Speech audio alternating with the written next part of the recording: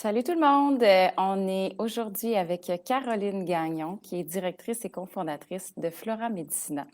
Juste avant qu'on commence avec Salut tout le Caroline, monde, je on veux juste est vous dire aujourd'hui. que dans le fond, ce qu'on fait aujourd'hui, c'est entre deux Zooms. Donc, c'est une nouvelle petite initiative qu'on met en place avec l'École des entrepreneurs du Québec, le campus de l'Outaouais. Notre objectif, c'est de vous présenter de super belles entreprises d'ici qui ont des parcours intéressants, puis de le faire de façon légère, dans le fond, pendant votre heure de lunch. C'est pour ça que ça s'appelle entre deux Zooms aussi. Je pense qu'on est tous un peu euh, tannés de ces trucs virtuels-là, mais dans le fond, on voulait vous présenter quelque chose de léger et d'agréable pour faire découvrir de belles entreprises. C'est le premier d'une série. On verra combien on en fait, l'engouement qui entoure tout ça aussi. Puis le contexte là, de présentation avec Caroline, c'est aussi pour vous faire connaître le parcours de croissance en commerce électronique. Donc, un tout nouveau projet qu'on met sur le marché finalement avec l'École des entrepreneurs. On le sait tous, ces jours-ci, disons que le commerce électronique, ça devient un incontournable pour nos entreprises pour qu'elles puissent se réinventer et s'assurer de continuer à rejoindre leur clientèle. L'objectif du parcours, en fait, c'est vraiment de pouvoir accompagner ces entreprises-là dans leur réussite, dans la mise en place de ces projets-là, mais aussi dans l'optimisation de ceux qui en font déjà. Donc, les inscriptions sont commencées. Vous pouvez aller sur le site de l'École des entrepreneurs pour vous inscrire. Et ça devrait débuter en janvier 2021, la première cohorte. Notre objectif, c'est de travailler avec 50 entreprises à travers l'Outaouais pour vraiment faire le tour de tous les aspects qui doivent être pris en considération. Puis on va en parler avec Caroline aujourd'hui. Ça va bien au-delà de l'aspect technique de mettre en place Mhm. une boutique en ligne ou de se mettre sur les places de marché. Il faut vraiment penser à tous les aspects de notre entreprise qui sont à considérer dans ce lancement-là. Donc, je vous laisse visiter le site de l'École des entrepreneurs. Anne a mis dans le chat le lien pour pouvoir découvrir le parcours.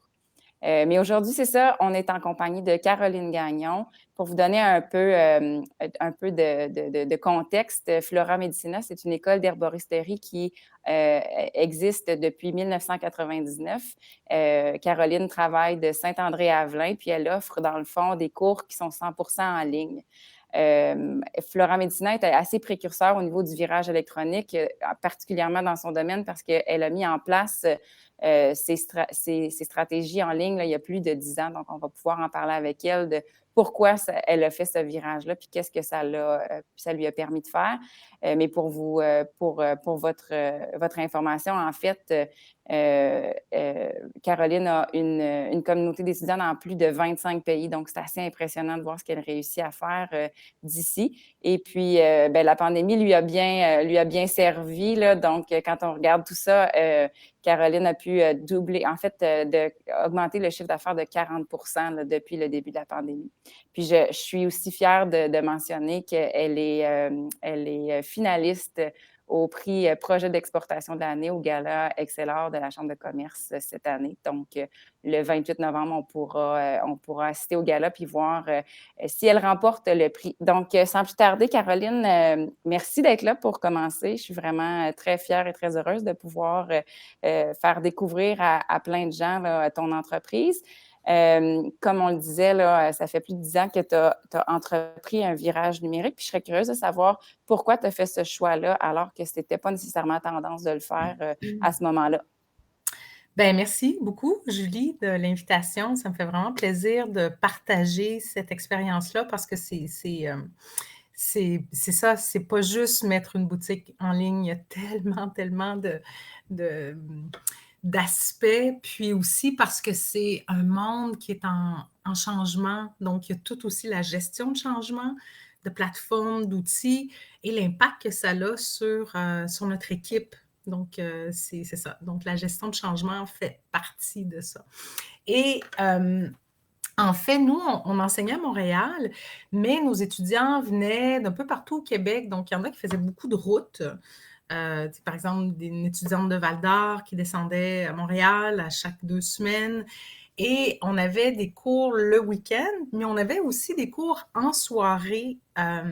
Et donc, les gens ne pouvaient pas faire les allers-retours comme ça de Val-d'Or, juste pour un mercredi soir.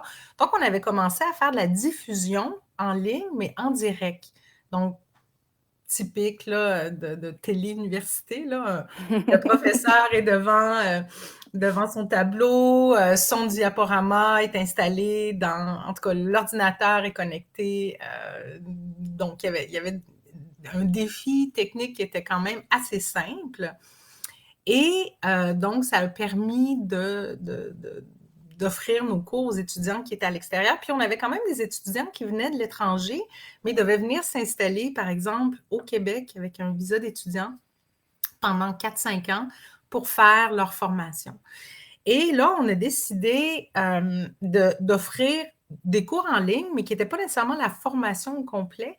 Donc, j'avais eu un prêt de c'est genre la CEDEC, là, qui est je me souviens plus c'est quoi l'équivalent en région qui n'existe plus, là, d'ailleurs. Donc, on a fait l'expérience justement de monter un cours en ligne, de faire le tournage, la préparation, de trouver une plateforme.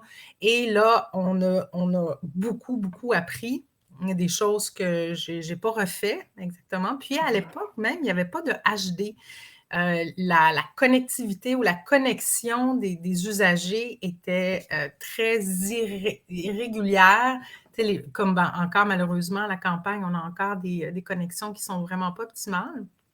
Donc, on a choisi, quand le HD est arrivé, de ne pas le faire en HD, sauf que justement, ça évolue, tout évolue. Donc, il faut vraiment, quand on prépare quelque chose, même au niveau du contenu, pour que ça puisse vivre plus de 10 ans, il faut penser à plein de choses, même juste à comment on s'habille devant la caméra pour que ça soit que encore... ça sorte bien et exactement pertinent. pas trop désuet. Et de bon goût 10 ans plus tard. Donc, ça a été ça le début, puis on a aimé l'expérience, mais le pourquoi j'ai mis ça en ligne, c'est parce que moi, je ne voulais plus enseigner le week-end. J'ai eu un enfant, Chercher un équilibre. Ouais, c'est ça, un équilibre. Puis surtout, je voulais vivre à la campagne, où je vivais déjà à la campagne dans la petite nation. Puis je voulais plus avoir faire l'aller-retour à Montréal. Puis je voulais vraiment déménager aussi le bureau administratif à Saint-André-Avelin. Donc le virage de toute la formation sur le web a quand même pris 6 ans à faire. OK, quand Il même. y a plein d'idées, j'ai plein de choses à dire par rapport à ça, là, mais c'est pas quelque chose qui se fait du jour au lendemain, puis ça vaut la peine de le préparer.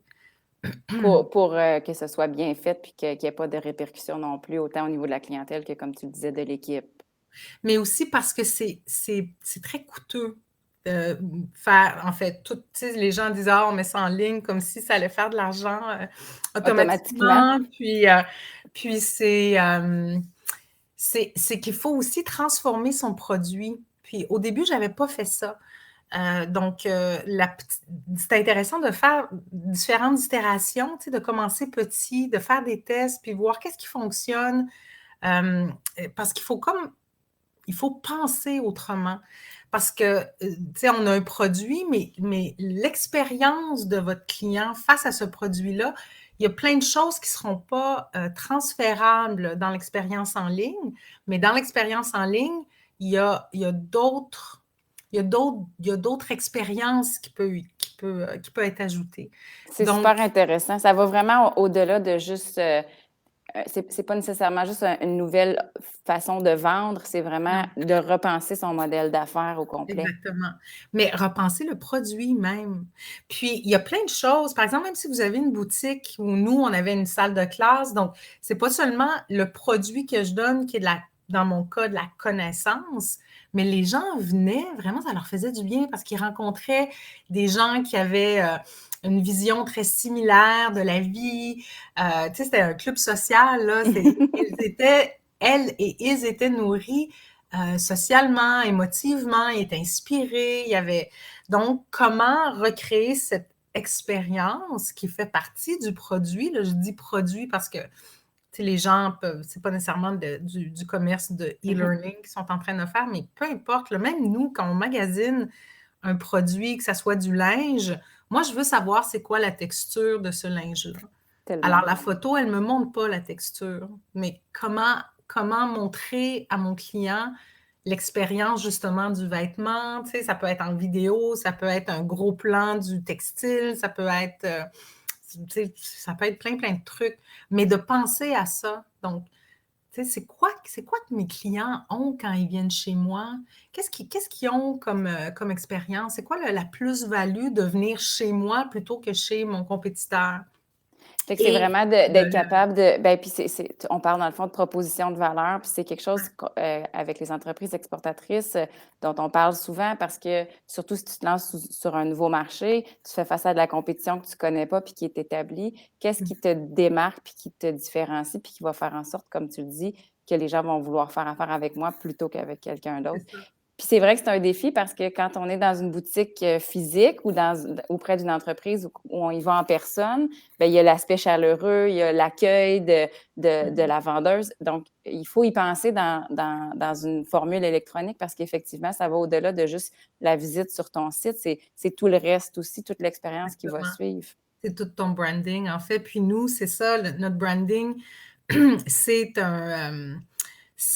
une expérience justement qui est très humaine, qui est chaleureuse, c'est un lien avec la nature, mais c'est sur le web. Alors, comment on transmet ça? Et on a Effectivement. vraiment réalisé le défi, on a vraiment haut la main. Les étudiants, les étudiantes adorent, tu sais, ils sentent. Justement, j'avais un commentaire ce matin sur la plateforme d'une étudiante qui a dit: Ah, je veux juste vraiment dire merci à Caroline.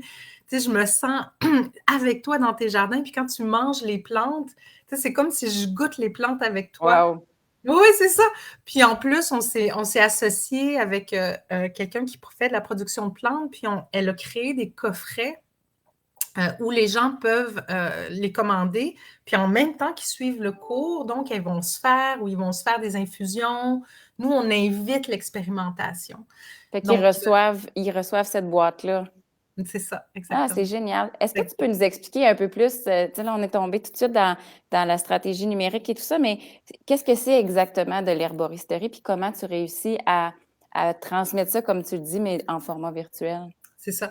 Donc, l'herboristerie, ben, nous, on est une école d'herboristerie. Donc, nous, on enseigne aux gens à utiliser les plantes médicinales. Donc, à les reconnaître, à les transformer, à savoir quoi faire avec. Donc, par exemple, mettons, la camomille que tout le monde connaît, mais là, on va explorer la camomille, on va voir c'est quoi ses vertus, son historique, les études cliniques sur la camomille, ses constituants, etc.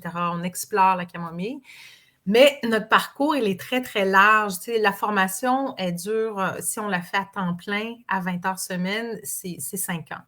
OK. Mais il y a plein de cours que les gens peuvent prendre juste pour Leur propre leur intérêt, propre puis intérêt, savoir quoi cultiver, tu sais, d'avoir plus d'autonomie pour se soigner, par exemple, ou soigner ses proches.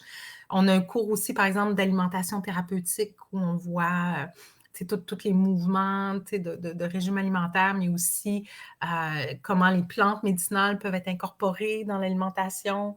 On voit l'Ayurveda, la médecine chinoise, donc plein, plein, plein en fait, de facettes qui est beaucoup reliée à la santé, à la nature, à l'autonomie. Donc, voilà, en gros, l'herboristerie. tu me donnes le goût. Non, non, c'est vraiment, mais ça transforme une vie. Hein. Une fois qu'on a pris des cours d'herboristerie, on ne peut plus aller dans une ruelle ou dans la forêt puis voir comme que du vert. Là. Ça devient comme un monde là, fantastique. Là. C'est un C'est peu magique, ouais. c'est vraiment intéressant. Puis qu'est-ce qui t'a amené à ça, Moi, j'ai personnellement? commencé, moi, ça fait presque 30 ans que je fais de l'herboristerie. J'ai étudié dans l'Ouest canadien avec une herboriste, puis en fait, c'était comme un retour pour moi, puis c'est ce que je vois aussi pour beaucoup de gens sur la planète, là, c'est un retour à un savoir réel qui, pour moi, est utile, comme je réalisais que ça, c'était suite à l'accouchement d'une amie où j'étais présente avec une sage-femme, puis le métier de sage-femme m'intéressait. Je suis comme, mais mon Dieu, tu sais, on ne sait pas comment faire ces choses-là quand c'était un savoir Un peu qui était perdu? ouais, c'est ça, même juste faire du tricot, tu sais, j'aime la fermentation, tu sais, de la fermentation vivante, je jardine, J'aime beaucoup la botanique aussi, comme identifier le monde dans lequel on vit, que ce soit même les étoiles, c'est comme, on regarde le ciel, puis c'est C'est juste des points fascinant. lumineux, mais de voir, là, là, on a vu Mars pendant quelques temps, mais là, on peut dire, ça, c'est Mars. Donc, avec les enfants, en fait, c'est de revenir à, ben, le monde autour de nous est tellement plein de richesses, puis quand moi, j'ai eu mes premiers cours d'herboristerie, j'avais 19 ans, puis j'étais insultée qu'on ne m'ait pas montré ça à 5 ans. C'est comme si on ne m'avait pas donné mon héritage. Wow. Donc, le but, c'est de juste dire aux gens, ben ça, c'est votre héritage. En fait, toute cette connaissance-là, elle existe parce que nos ancêtres l'ont expérimenté, ont fait la passation de ce savoir-là, donc de valoriser les porteurs de savoir, puis la réappropriation de notre patrimoine.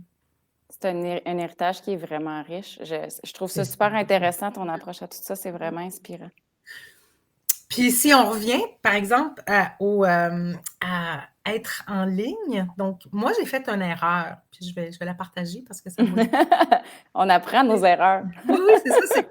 En fait, moi, j'ai toujours axé mon produit sur l'expérience client, puis sur je dirais, je suis assez perfectionniste, donc pour moi, je ne voulais pas donner à moitié, je voulais que les apprenants réussissent. Je voulais aussi que l'herboristerie, soit portée. En fait, ma mission première, c'était pas tant de faire de l'argent, mais de faire vivre l'herboristerie puis que cette médecine-là prenne sa place.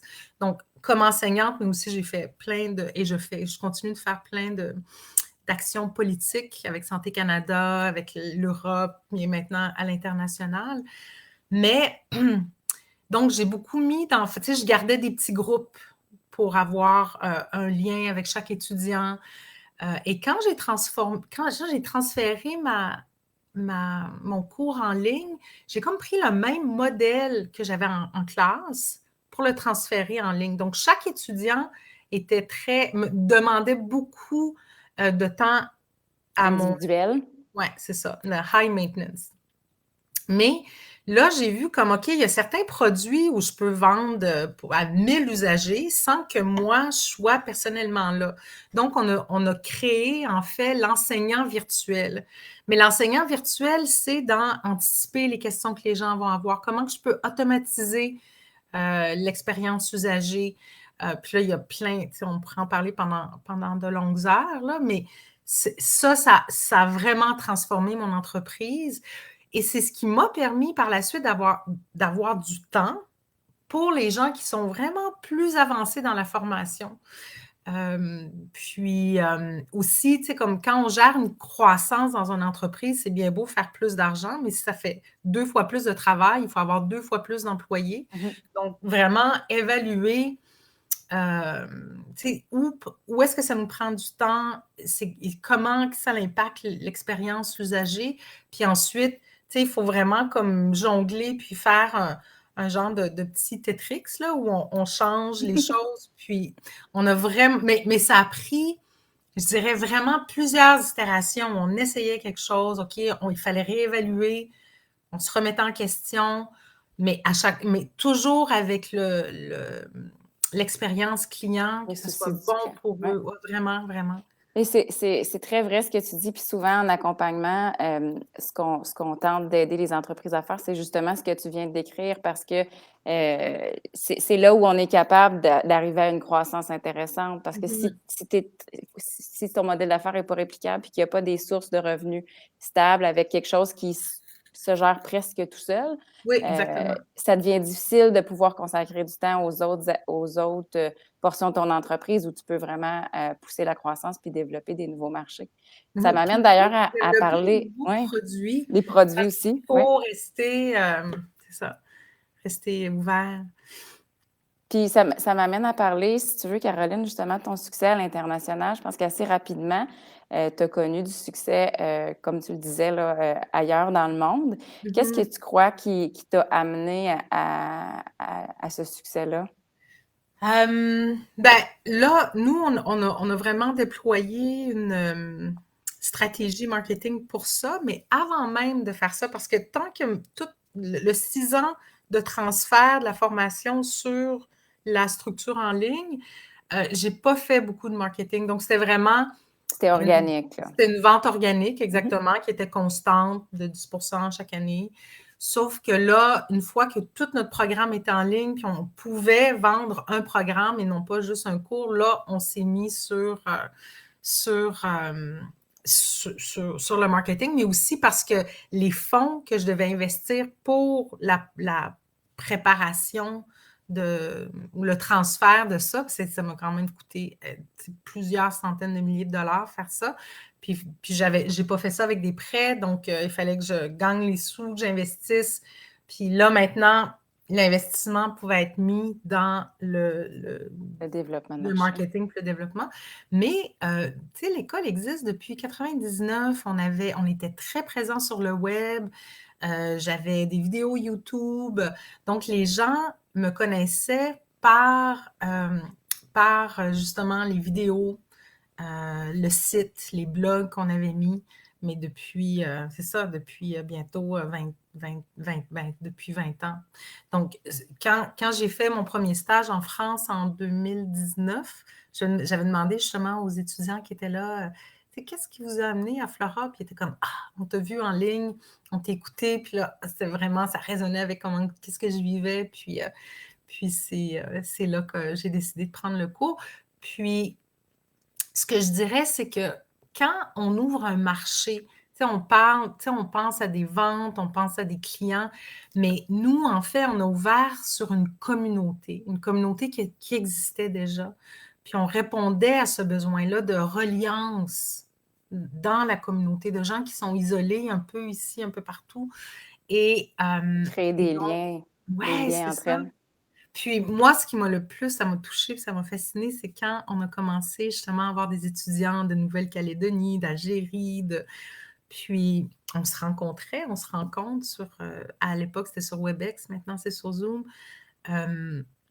Et en fait, c'est on est de la même famille, on a les mêmes intérêts, on a des visions très similaires. Donc, c'est comme on rassemble une communauté qui était déjà reliés de cœur et d'esprit. C'est juste que là, on a la technologie pour le faire. Qui nous Et permet de rejoindre des gens qui sont hyper loin, mais que dans le fond, ils sont près de notre cœur. exactement, Ah, c'est exactement. génial. Ouais. Puis moi, je vivais ça parce que j'étais invitée, par exemple, dans des congrès internationaux d'herboristerie. Puis je rencontre un herboriste mettons, de l'Équateur ou du Bénin. Puis, tu sais, c'est comme, ah, mon frère, ah, ma soeur, tu sais, on a vraiment une même vision, tu sais, c'est très similaire. Mais là, justement, on le voit, mais à travers la communauté. Et même si, c'est ça aussi qui est spécial, quand on a une communauté internationale, il y a des petits tweaks, comme on pourrait dire, à Mhm. faire. Donc, le français doit être un peu plus international. Donc, quand on filmait ou on préenregistrait des choses, il fallait voir, Adapter un peu. adapter. En même temps, c'est un produit québécois, mais les gens aiment. Mhm. Et on a aussi, par exemple, lors de nos rencontres web, il fallait toujours prendre en considération les différentes Le euh, décalage horaire. exactement. Donc, Oui. il fallait offrir différentes rencontres dans la journée. Euh, Puis maintenant, ce qui est merveilleux, c'est qu'avec les outils de marketing, c'est qu'on peut cibler des pays. Donc, on peut modifier aussi notre offre quand, par exemple, on fait une promotion, quand la promotion qu'on va mettre publique pour la Belgique va avoir d'autres mots que celle qui est pour la France, que pour le Québec. Pour vraiment Voilà, t'adapter au marché que exactement, tu tentes de exactement. joindre. Ouais. C'est vraiment super intéressant. Tu m'inspires beaucoup. Puis, je voulais voir avec toi, écoute, il y a quand même un aspect, puis je veux juste mentionner, si jamais il y a des gens qui ont des questions, n'hésitez pas à les mettre dans le chat. On pourra y répondre à la fin de l'entretien avec Caroline. Tu as mentionné tantôt que tu faisais des allers-retours à Montréal. Qu'est-ce qui t'a amené à vraiment déménager l'entreprise à Saint-André? Puis, tu as aussi mentionné les défis avec l'Internet, puis je pense qu'on en est tous conscients, là, encore plus ces jours-ci, là, on le voit quand on est en lien avec les gens des MRC, peut-être un peu plus rural en Ouais, Outaouais. C'est ouais, vraiment triste. On les perd en Zoom et tout ça. Ça exactement. devient un défi quand on essaie justement de transformer son entreprise vers le web. Comment tu as réussi à contrer ces enjeux-là? Justement, tu sais, au début, le bureau, en fait, le bureau administratif, moi j'habitais déjà la petite nation, mais le bureau administratif a été déménagé quand il n'y avait plus de cours, presque plus de Physique? cours en personne. J'allais louer, par exemple, des locaux au cégep de Rosemont. Puis, au village, il y avait quand même la fibre optique à Saint-André-Avelin à cette époque-là, mais c'était vraiment, je pense que ça faisait pas longtemps. Mais par exemple, si moi, je devais faire des enregistrements de cours à la maison, je ne pouvais pas faire du upload de chez moi ou les rencontres web, s'il pleut, s'il y a de la grisaille, s'il y a du brouillard, en tout cas, c'est pathétique. Et, donc, c'est vraiment important. On n'a pas le choix, il faut avoir la fibre optique pour être en mesure de gérer ce trafic-là. C'est sûr que même nos serveurs n'étaient pas à Saint-André-Avelin. L'hébergement se faisait à l'extérieur, dans des réseaux plus Pour performants. stabiliser le tout. Exactement. Mais là, on a changé. De toute façon, nos serveurs sont en Europe maintenant. Je conseille aussi de regarder ça, qui nous héberge, d'éviter les États-Unis parce que leur loi de protection de vos données, c'est absolument nul. Donc, de choisir, privilégier des serveurs canadiens. Et si votre communauté est européenne, de voir aussi parce qu'il y a différentes législations. Donc, pour le GDPR, j'imagine GDPR, que oui. ouais, c'est ça, vous Ouais. accompagnez. Donc, c'est vraiment ça le défi. Puis aussi, l'autre défi, c'est que moi, mon équipe, elle est partout. Partout au Québec. Bientôt, je vais avoir une aide aussi en Europe. Donc, ça a été de trouver les outils que les gens découvrent, là, mais que Des outils nous, de collaboration. des outils de collaboration, de partage de données, de gestion de données. Puis le gros défi, c'est que nous, on a comme un programme universitaire pour les gens qui font toute la formation. On a on fait beaucoup de cours. Puis les outils de gestion de données, habituellement, c'est fait à l'interne. Par exemple, l'Université de Montréal va avoir son ingénieur, ses techniciens pour créer. Donc, il n'y a pas de produit clé en main pour Faire la faire ce que gestion de moi tout j'ai ça. besoin. C'est ça. Je comprends. Donc, j'ai engagé plein de consultants. Ça aussi, il faut faire attention. J'ai dépensé plusieurs milliers de dollars pour des gens qui ne m'ont jamais donné de solution, finalement, parce que ça n'existe pas. Donc, c'est pas tous les consultants qui sont efficaces. Donc, c'est de voir, par exemple, au début, moi, mes besoins, parce qu'il n'y avait pas tout ce e-learning-là, les plateformes clés en main n'existaient pas. Donc, il a fallu engager un ingénieur qui a codé, trouver, créer nos propres outils de diffusion.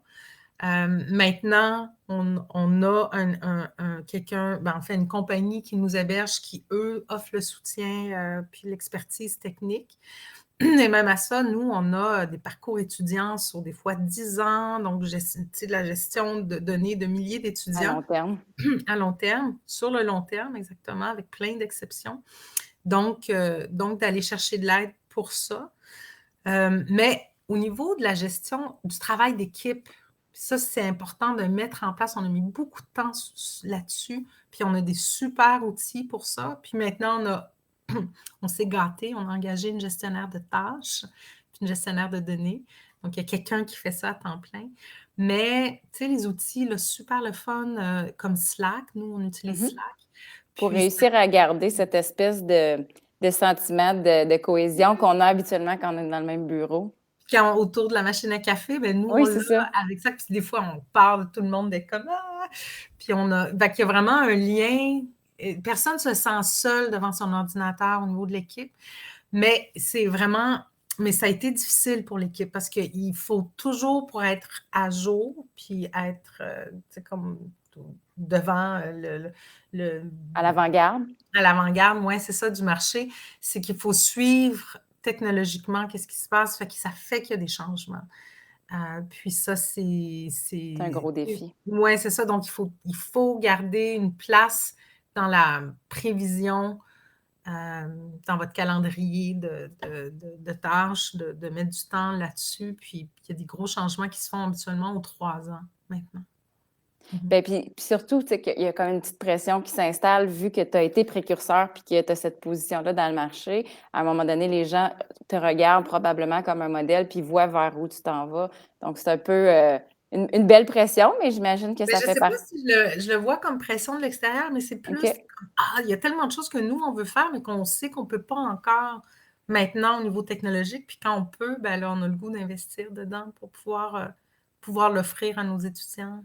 ça revient encore à ta notion d'expérience client dont tu parlais Ouais, tantôt. ouais, ouais, Puis c'est une équipe de combien qui est autour de toi, Une Caroline? petite équipe de 10, mais qui en fait, Flora, ça a commencé, on était 2, puis là, on est, c'est Vous ça, êtes 10 10. employés qui travaillent fort, qui travaillent bien, tu sais, qui travaillent avec leur cœur, puis c'est non, je me sens choyée, puis vraiment, tu sais, je sais que, tu sais, j'ai tu sais, j'ai à être fière de ce qu'on a réussi à Tout à faire, puis fait, je suis super vraiment. fière de mon équipe, mais je suis aussi pleine de gratitude d'avoir eu un travail pendant la COVID, que j'ai pu payer tout mon monde pendant la COVID aussi, tu sais, puis donc travailler à la maison, nos enfants étaient là, c'était vraiment quelque chose, là. C'était un Oui, défi et aussi. mon Dieu, hein, qu'on a tous eu à s'adapter, puis ouais, Exactement. Mais c'est la même chose pour nos apprenants, tu sais, qui étaient à la maison avec leurs enfants, donc tu sais, c'est ça, d'être souple, d'être tu sais, c'est ça, de le voir en fait parce que d'aller sur le web comme ça, ce que ça fait, c'est que ça ouvre des portes sur, une communauté que vous saviez même pas qui existait. Puis c'est de voir, tu sais, c'est qui votre monde, tu sais, à qui vous pouvez toucher. Puis ensuite, ce qui est vraiment génial aussi, puis c'est ça qu'on est en train de développer, c'est le partenariat. Tu sais, moi, j'ai une niche, puis je peux tellement m'associer à quelqu'un d'autre qui a une autre niche où on est super complémentaires, puis nos communautés se rejoignent, puis c'est juste comme c'est de la création de valeur, qui se mais c'est dédouble plus finalement, là. mais c'est pas juste la valeur, c'est de l'expérience, c'est comme on est c'est la reliance, on est ensemble, tu sais, je pense qu'on a besoin de ça encore plus que jamais. Tellement, tellement. Ouais, On a besoin de sentir qu'on fait partie de quelque chose de exactement. plus grand que soi, puis qu'on le fait en solidarité, finalement. Mmh. Exactement. On va se laisser sur une dernière question, à moins qu'il y ait des gens qui souhaitent t'en poser là, dans le chat, mais j'avais le goût de te demander, avec tout ce que tu as vécu dans ce périple-là du virage numérique, puis du développement de marché d'une autre façon, finalement, c'est quoi le conseil que tu donnerais à quelqu'un qui souhaite faire ce projet-là dans sa propre entreprise? Ben, encore, c'est ça, c'est commencer par prioriser, tu sais, puis tu l'as mentionné, tu sais, c'est quoi ton produit phare? Tu sais, c'est quoi qui peut être vendu sans trop, de support, par exemple? Tu sais, qu'est-ce que les gens aiment vraiment? Puis de commencer par ça.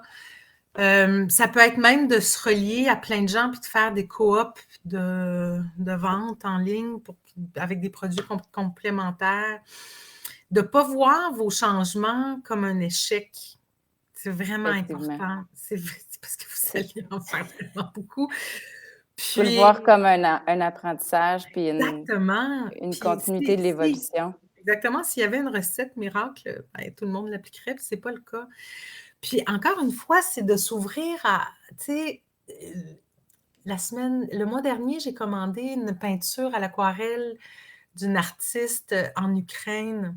Tu sais, j'ai vu ça, puis je suis comme, ah, tu sais, ça me touche de dire, ah, tu sais, cette artiste-là, tu sais, de l'Ukraine qui, comme dans son village, là, qui peut-être, c'est même pas qu'une Québécoise aime Oui, vraiment ou tripe sur son œuvre, mais que ce que vous faites peut être assez unique pour que le monde ait le goût de la voir. Peut-être pas tout le monde, mais donc de voir à quelle communauté vous voulez parler. Tu sais, comment vous voulez enrichir cette communauté-là, puis puis d'en faire partie, ça va être tout aussi nourrissant pour vous que pour eux. Tu sais, de le voir un peu comme ma fille qui a 18 ans, elle voit pas le monde de la même façon que moi je le voyais à 18 ans. Donc exact. entourez-vous de jeunes, parlez-leur, demandez-leur qu'est-ce qu'ils aiment, qu'est-ce qu'ils voient, peut-être que c'est tout inconscient aussi parce que c'est leur culture, donc c'est invisible, mais tu sais, l'expérience se transforme puis les frontières tombent. Fait que de dire, c'est pas parce qu'on est dans un petit village que le monde est pas Accessible. accessible ou juste, c'est comme on ouvre une porte puis le monde est là, vraiment. Donc de se laisser rêver, tu sais, expérimenter les choses. Voyez ce que vous aimez, vous, comme utilisateur. Qu'est-ce qui vous irrite? Puis encore une fois, de revenir à c'est quoi l'expérience client? C'est qu'est-ce que mes clients viennent chercher chez moi? Puis comment Ça demande de l'imagination, mais qu'est-ce que je peux mettre? Parce que c'est pas le même langage. Tu sais, ça va peut-être être à travers vos couleurs, à travers des posts, à travers des partages. Puis, c'est ça, comment les gens peuvent vous découvrir? Puis oser, en fait, se faire voir. Ça, c'est difficile parce qu'on a ouais, De se mettre de l'avant. c'est ça, exactement. Ouais. Écoute, je te remercie tellement, Caroline, de ce partage Ça fait avec vraiment nous plaisir. aujourd'hui. Honnêtement, tu es une personne qui gagne à être découverte. Non, mais c'est vrai, honnêtement, tu sais, j'ai découvert l'école par l'entremise d'une collègue de la SADC, justement. Puis Florian et moi, dans l'équipe, on était très, très impressionnés par ton produit. Mais je pense que ce qui transpose ou ce qu'on ressent de tout ça, ben, c'est toi à travers tout ça. Tu sais. C'est cette authenticité, puis cette connexion que tu as avec la nature, mais avec les gens aussi. Puis honnêtement, chapeau, bravo, tu es excessivement Merci, inspirante. c'est super touchant. Vraiment, Mais je suis vraiment. vraiment fière de ce qu'on a fait. Je suis fière de mon équipe, puis je suis fière de c'est ça, en fait que, tu sais, ça se peut, tu sais, tout se peut. Puis Ça on a se peut. commencé avec, tu sais, un budget de, je pense, 200 là, tu sais, puis Wow! puis on a c'est ça, puis d'oser, c'est peut-être ce qui a fait qu'on s'est vraiment démarqué puis qu'on est encore à l'avant-garde, c'est qu'à chaque fois qu'on faisait quelque chose, on mettait tout ce qu'on pouvait au niveau de la qualité, de ne pas tourner des coins ronds. Peut-être prioriser d'autres choses parce qu'on ne peut pas tout faire, mais que le produit que vous allez mettre de l'avant, tu sais, Pensez à mettez tous les détails. exactement, mais d'oser mettre de la qualité puis d'investir, ça vaut la peine. Ouais. C'est un beau mot de la fin, je pense. OK. Bye Merci bye, beaucoup, bonne fin de journée à Caroline. tout le monde. Merci à toi. Merci Ciao. beaucoup.